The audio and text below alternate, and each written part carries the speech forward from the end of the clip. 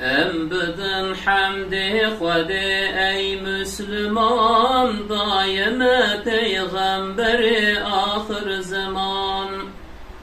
Ew Xwedayê got hidayet daime, ni'meta xweş dînê İslam daime. Ni'meta ji her ni'metê xweştir eve, minneta ji her minnetê mestir eve. Gome iman ahaniye bi Rabbi azîm, em müşerref bûn bi Kur'an-a Kerîm. Ey Xwedayê Xaliqê erd sema, tu nehêlî ummeta derxema. Em gunehkar çav li gufrana tene, hêvî darê rehm û ihsana tene.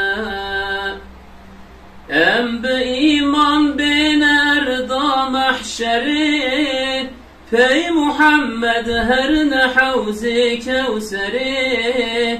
Ey Muhammed ey şefî'e ummetê, Hadi û Mehdi Habîb-i İzzetê. Ey tibûyî çêtirê kewn û mekan, şehsîwarê âlemê fexra cîhan. Ey Muhammed ey Resûlê îns û cîn, Xwediyê tac û beyreqa roja mezin. Mesneda vê ümmeta her tuyî, deryê fetha cenneta me her tuyî. Ey Muhammed ey İmam-ı Enbiya, ey tu nûra ruh û canê ewliya. Em gunehkar û zeîfin bê amel, hêvî ma afwa Xwedê azze ve cel.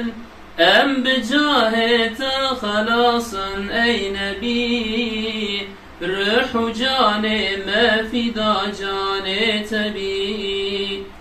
Em bi cahê te xelas bin ey Nebî, ruh û canê me fîda canê te bî. Hûn ji eşqa dil bibêjin berdewam, ser Muhammed es-salatu vesselam.